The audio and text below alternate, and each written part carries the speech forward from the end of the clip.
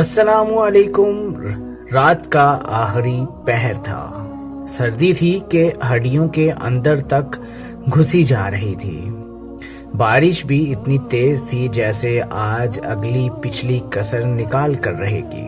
میں اپنی کار میں دوسرے شہر ایک کاروباری دورے سے واپس آ رہا تھا اور کار کا ہیٹر چلنے کے باوجود میں سردی محسوس کر رہا تھا۔ دل میں ایک ہی خواہش تھی کہ بس جلد از جلد گھر پہنچ کر بستر میں گھس کر سو جاؤں۔ مجھے اس وقت کمبل اور بستر ہی سب سے بڑی نعمت لگ رہے تھے۔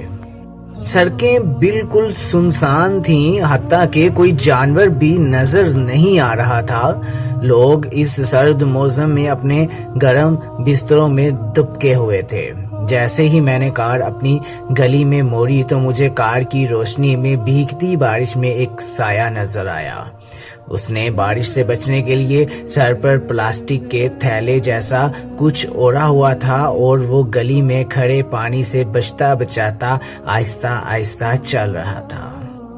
مجھے شدید حیرانی ہوئی کہ اس موسم میں بھی کوئی شخص اس وقت باہر نکل سکتا ہے، اور مجھے اس پر ترس آیا کہ پتہ نہیں کس مجبوری نے اسے اس پہر اس طوفانی بارش میں باہر نکلنے پر مجبور کیا۔ میں نے گاڑی کے قریب جا کر روکی اور شیشہ نیچے کر کے اس سے پوچھا، بھائی صاحب آپ کہاں جا رہے ہیں؟ آئیے میں آپ کو چھوڑ دیتا ہوں۔ اس نے میری طرف دیکھ کر کہا، شکریہ بھائی، بس میں یہاں قریب ہی تو جا رہا ہوں، اس لیے پیدل ہی چلا جاؤں گا۔ میں نے تجسس بھرے لہجے میں پوچھا، اس وقت آپ کہاں جا رہے ہیں؟ اس نے بڑی متانت سے جواب دیا، مسجد۔ میں نے حیرانی سے پوچھا، اس وقت مسجد میں کیا کرنے جا رہے ہیں؟ اس نے کہا، میں اس مسجد کا مؤذن ہوں اور فجر کی اذان دینے کے لیے مسجد میں جا رہا ہوں۔ یہ کہہ کر وہ اپنے راستے پر چل پڑا اور مجھے ایک نئی سوچ میں گم کر گیا۔ کیا آج تک ہم نے کبھی سوچا ہے کہ سخت سردی کی رات میں طوفان ہو یا بارش، کون ہے جو اپنے وقت پر اللہ کے بلاوے کی صدا بلند کرتا ہے؟ کون ہے جو ہمیں بتاتا ہے کہ نماز نیند سے بہتر ہے؟ کون ہے جو یہ اعلان کرتا ہے کہ آؤ نماز کی طرف، آؤ کامیابی کی طرف، اور اسے اس کامیابی کا کتنا یقین ہے کہ اسے اس فرض کے ادا کرنے سے نہ تو سردی روک سکتی ہے نہ ہی بارش۔ جب ساری دنیا اپنے گرم بستروں میں نیند کے مزے لے رہی ہوتی ہے، وہ اپنے فرض کو ادا کرنے کے لیے اٹھ جاتا ہے۔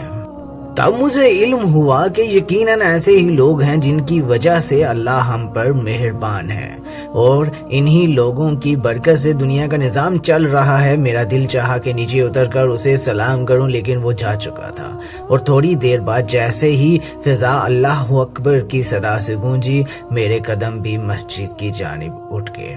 آج مجھے سردی میں مسجد کی طرف چلتا گرم بستر اور نیند سے بھی اچھا لگ رہا تھا۔